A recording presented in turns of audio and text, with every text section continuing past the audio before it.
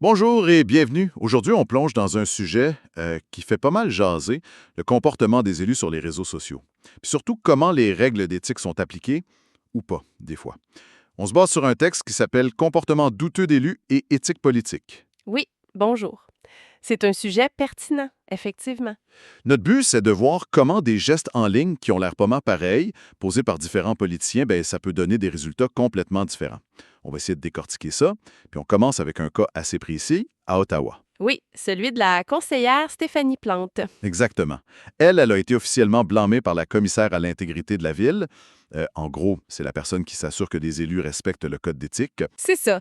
Et le motif du blâme, c'était quand même sérieux. Harcèlement et intimidation envers des citoyens. Sur les réseaux sociaux. Oui, puis le rapport mentionne même l'utilisation de mèmes, d'emojis de façon jugée irrespectueuse. Il y a eu une enquête déclenchée par des plaintes formelles, puis bien coordonnées, semble-t-il. Tout à fait. Et la conclusion était claire. Elle avait enfreint le code de conduite. C'est un point de départ assez net, mettons. Ben oui. Puis c'est là que ça devient intéressant parce que la source qu'on utilise, elle compare ça. Absolument. Ce code Madame Plante avec enquête puis sanction, ça sert de référence dans le texte. On met ça en parallèle avec ce qu'on observe chez d'autres élus.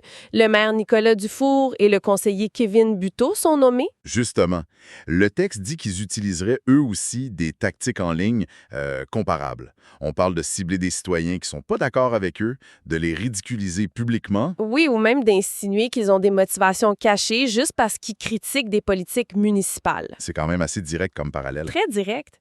Et la grosse différence que le texte souligne, c'est pas tant le comportement lui-même qui est décrit comme semblable, mais c'est ce qui s'est passé après. Ou plutôt, ce qui s'est pas passé. Tu veux dire pas d'enquête pour eux? C'est ça. Contrairement aux cas Plante où des plaintes citoyennes bien montées ont mené à une enquête, pour Dufour et Buteau, d'après la source, il n'y a pas eu de démarche formelle, coordonnée qui aboutit à une enquête officielle. Leurs agissements, tels que rapportés, restent donc, des observations publiques, sans plus, sans conséquences formelles du moins pour l'instant. Alors là, ça pose une question. Une grosse question même. Est-ce que le code d'éthique qui s'applique pareil pour tout le monde? Si ça dépend juste des citoyens qui doivent remarquer, comprendre comment porter plainte, puis s'organiser pour le faire. Ben oui. Qu'est-ce que ça vaut, ce code-là? La source parle même d'un code d'éthique bidon, si ça marche comme ça. C'est exactement le point sensible qui est soulevé. Ça questionne l'efficacité réelle des mécanismes de surveillance. Est-ce qu'ils sont proactifs? Puis ça interroge aussi la volonté politique de vraiment encadrer ces communications en ligne. Ouais. Si les règles existent, mais que pour les faire appliquer, ça repose juste sur l'initiative puis la capacité des citoyens à se plaindre, on comprend le cynisme que ça peut engendrer. C'est sûr. Ça use à la longue. Exactement. Puis le texte mentionne une date, le 2 novembre, comme un test pour Dufour et Buteau. Sans trop de détails, mais ça laisse entendre qu'il y a peut-être quelque chose à surveiller à ce moment-là. Intéressant. Bon, si on essaie de résumer un peu, ce qu'on voit ici, c'est moins une différence dans les gestes posés en ligne. Du moins, tel que rapporté. Oui, tel que rapporté. C'est plutôt une différence énorme dans les conséquences. Puis ça semble lié directement au fait qu'il y ait eu ou pas des plaintes formelles qui ont déclenché le processus. C'est tout à fait ça. Le point clé, c'est la réponse ou l'absence de réponse du système.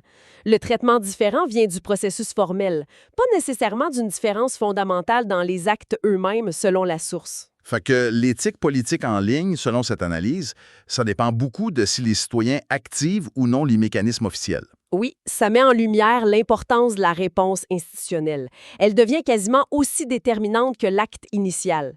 Le système réagit à la plainte formelle, peut-être plus qu'à l'observation publique du comportement. Ça change la perspective. On parle plus juste de qu'est-ce que l'élu a fait, mais aussi est-ce que le système pour encadrer ça est accessible puis efficace. Exactement.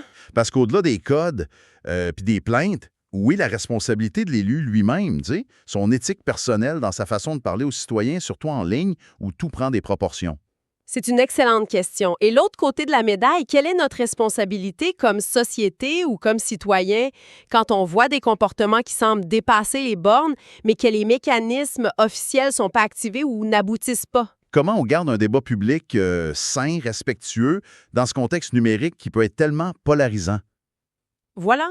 Ce sont des questions qui vont bien au-delà des cas spécifiques dont on a parlé aujourd'hui. Ça touche vraiment à notre culture démocratique à l'ère numérique.